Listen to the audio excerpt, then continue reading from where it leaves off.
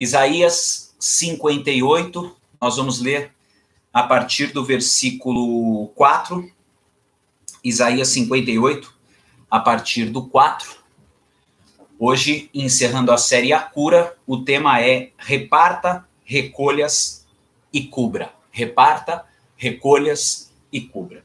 Isaías 58, 4.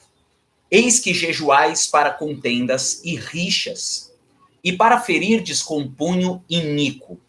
Jejuando assim como hoje, não se fará ouvir a vossa voz no alto. Seria esse o jejum que escolhi? Que o homem um dia aflija a sua alma, incline a sua cabeça como junco, e estenda debaixo de si pano de saco e cinza? Chamarias tu a isto jejum e dia aceitável do Senhor, ou ao Senhor? Porventura não é este o jejum que escolhi, que soltes as ligaduras da impiedade, falamos sobre isso na terça-feira, desfaças as ataduras da servidão, falamos sobre isso na quarta-feira, deixes livres os oprimidos e despedaces todo o jugo, falamos disso ontem. Porventura, não é também que, preste atenção, repartas o teu pão com o faminto, recolhas em casa os pobres desabrigados, e se vires o nu, o cubras, e não te escondas do teu semelhante? E aqui o trecho mais poderoso. Então romperá a tua luz como a alva, a tua cura brotará sem detença, a tua justiça irá adiante de ti, e a glória do Senhor será a tua retaguarda. Para encerrar com chave de ouro a série A Cura, nós vamos falar sobre o último trecho que antecede a realização da cura ou o brotar da cura. O último trecho que o profeta Isaías fala tem a ver com 3 verbos. Vamos chamar de RRC. Perdão, caiu a varinha da princesa da Belinha aqui. Vamos chamar de RRC. Por que RRC? Repartas, recolhas e cubra. Olha o que Isaías fala. O jejum que o Senhor quer de nós é um jejum onde nós repartamos o pão com aquele que tem fome. É um jejum onde nós recolhamos em casa. É claro que hoje é mais difícil porque há uma desconfiança muito grande. É difícil você colocar uma pessoa dentro da sua casa, e eu vou falar daqui a pouco mais sobre isso. Mas é que você receba em casa, dê abrigo àquele que está desabrigado, e que você também cubra aquele que está nu. E é claro que cada um desses verbos é uma ação. É uma ação que nós, como servos de Deus, precisamos ter. Agora, o que é mais interessante é a revelação de cada um deles. O primeiro verbo, primeiro R, é de nós repartirmos. E isso é muito óbvio. Reparta o teu pão com aquele que não tem. Eu acredito muito que um dos grandes desejos que Deus tem de entregar na nossa mão, de colocar na nossa mesa e de suprir a nossa vida, esteja ligado ao fato de repartir. É um princípio espiritual. Deus dá semente ao que semeia.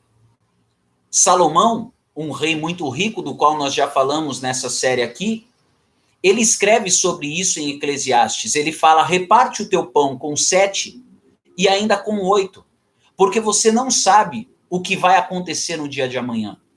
Você não sabe na vida de quem você está semeando. Você não sabe quem você está ajudando. Porque hoje você pode estar ajudando uma pessoa. E amanhã você pode estar recebendo ajuda dessa pessoa.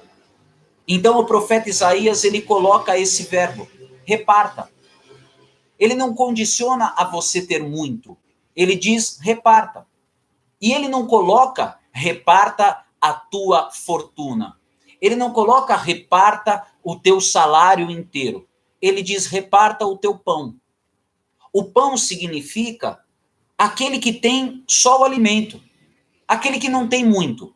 mas do pouco que tem, entende esse princípio espiritual e começa a repartir, porque não sabe o dia de amanhã. Entende esse princípio espiritual e começa a semear com aqueles que estão ao seu redor. Às vezes nem precisando de algo. Às vezes pelo simples princípio espiritual de ajudar alguém, de colaborar. Ah, eu sempre vou em tal lugar comprar. Não, mas hoje eu vou comprar mais aqui próximo, porque existe até essa campanha aqui em São Paulo. Ajude o mercadinho, ajude o comércio do teu bairro, ajude os pequenos, porque eles estão precisando nesses dias. Então, às vezes, é pelo simples fato de colaborar. Pode ser que você nem vá usar, pode ser que você nem vá ali comer, pode ser que você nem vá usufruir, mas o simples fato de repartir faz com que a cura brote, não naquele que recebe só, mas principalmente naquele que reparte. O segundo verbo é o verbo recolher. E o profeta Isaías, ele fala, recolha na sua casa o desabrigado. Recolha na sua casa aquele que não tem onde ficar. E é claro que há uma desconfiança gigantesca, né? Nós vivemos em meio a uma população muito criminosa, as coisas acontecem, a gente vê na televisão e a gente ouve, e a gente fica sabendo. Ontem mesmo eu estava conversando com algumas pessoas, e uma dessas pessoas era a minha cunhada, e ela falava a respeito do meu irmão quando eles se conheceram. E é óbvio que eu não vou expor tudo aqui, mas eles se conheceram e a primeira vez que se encontraram foi em um parque. E ela deixou as coisas na mão do meu irmão e foi ao banheiro. E quando ela voltou, meu irmão não estava, porque meu irmão também tinha ido ao banheiro masculino. E ela, por não conhecê-lo, passou pela cabeça dela que meu irmão tivesse sumido com tudo. Porque ela deixou na mão dele carteira, celular, chave de carro e falou, vou só até o banheiro e já volto. E hoje eles estão juntos, moram juntos, já estão num relacionamento aí longo. Ou seja, há uma desconfiança muito grande. Nós vivemos nessa sociedade. Então eu acredito que a palavra recolhas hoje para nós significa dar abrigo a quem não tem. Às vezes ajudando com um aluguel, às vezes ajudando como bom samaritano, com uma pensão. O bom samaritano, diz a Bíblia, que ele viu aquele homem machucado, levou até a hospedaria, e ele deixou aquele homem ali e disse para o dono da hospedaria, tá aqui ó, o dinheiro, e se ele gastar alguma coisa a mais, fica tranquilo que eu volto para cobrir. Então ele recolheu, não na casa dele, mas deu abrigo a um desabrigado. Deu abrigo a alguém que estava ferido, alguém que estava machucado e precisava de apoio. E esse verbo precisa ser cumprido por nós. Essa precisa ser uma preocupação. É claro que o recolher já é uma ajuda e algo muito maior do que o repartir. Porque o repartir, ele está ligado ao pão, ao básico, ao alimento. E é uma honra poder abençoar alguém pagando um almoço, um jantar. E às vezes o ímpio tem mais essa noção do que os servos de Deus. Se você já teve uma vida fora da igreja, fora do evangelho, você vai identificar isso que eu estou falando. Quando eu era pequeno, eu ia até o bar com o meu pai, o bar do Mané, no Tatuapé, era na rua de casa. E quando era para pagar a conta, ficavam ali os amigos falando, não, deixa que hoje eu pago, não, deixa que hoje eu pago. E não era uma briga para não pagar, era uma briga para pagar. Porque eles entendiam que eles estavam dando ali uma honra. Eles estavam sendo honrados e podendo honrar, seriam honrados. E muitas vezes nós queremos é só receber, porque plantaram esse chip mentiroso e ganancioso dentro de nós.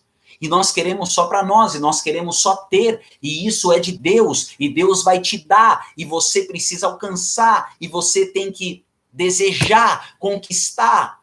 E cria-se então uma geração evangélica egoísta, sendo que a Bíblia fala para repartir. Só que o recolhas é mais do que o repartir. O repartir é um pão. O recolhas é um abrigo. É algo superior. É algo maior. E que se nós pudermos, se Deus nos der essa condição, nós temos que fazer, nós temos que cumprir esse verbo. E o terceiro verbo que o profeta Isaías fala é cubras. Cubras a nudez daquele que não tem roupa. É óbvio que a gente não sai por aí andando na rua encontrando pessoas peladas, nuas. Às vezes passa um louco, uma louca, alguém com um distúrbio mental, e eu já vi isso acontecer, e acredito que a maioria já tenha visto também. Mas não é muito comum. Quem sabe numa vida inteira você vê 2, 3 vezes no máximo. Então, como cobrir a nudez de uma pessoa hoje? Aqui vai um erro que eu já cometi. Eu já cometi esse erro de não cobrir a nudez de uma pessoa. E não fiz só uma vez, já fiz algumas. Sabe que erro é esse? Expor uma pessoa à vergonha. Não cobrir a vergonha de uma pessoa, de algo que ela fez, de algo que ela tenha falado, de algo que ela tenha vivido, de algo que ela tenha com você compartilhado. Estou expondo aqui o meu coração, rasgando o meu coração porque eu já errei nisso. E é um erro que não tem nada a ver com o cristianismo. E é um erro que gera ódio, que gera uma enfermidade, que gera uma sede de vingança. É um erro que, puxa, se desdobra de uma forma muito, muito danosa e muito maligna. E o Senhor Jesus, ele nos chama a isso, a cobrir a vergonha, a cobrir a nudez. Sabe quem fez isso? Os filhos de Noé. Noé, ele teve os seus filhos, e diz a Bíblia que quando ele desceu da sua arca, ele plantou uma vinha. E aquela vinha cresceu e deu uvas. E com aquelas uvas ele fez um vinho. E para comemorar o fruto da sua vinha, ele se embriagou. Encheu a cara. Tirou a sua roupa dentro da sua tenda. O seu filho o viu. E ao invés de cobrir a nudez do pai, ele espalhou para pessoas, que é o erro que nós cometemos. Eu, particularmente, já cometi. Ao invés de cobrir a nudez, você expõe. Você fala. Você compartilha. Às vezes com um coração puro, sem malícia, sem malignidade. Mas é um erro, do mesmo jeito. Quando ele foi falar para os outros 2 irmãos, os outros 2 irmãos entraram na tenda do pai andando de costas com um lençol, cobriram o pai e colocaram o pai para dormir. E no dia seguinte, Noé, quando acordou, ele amaldiçoou o filho que expôs a sua nudez.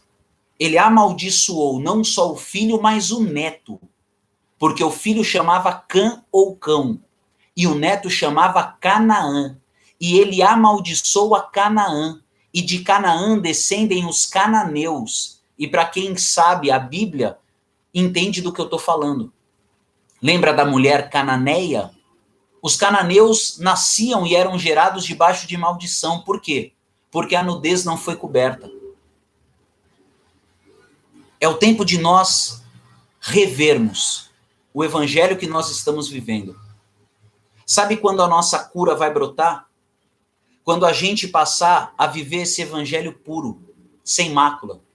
Se você for pesquisar na palavra o evangelho descrito por Tiago, Tiago vai falar que o evangelho, ele é muito simples.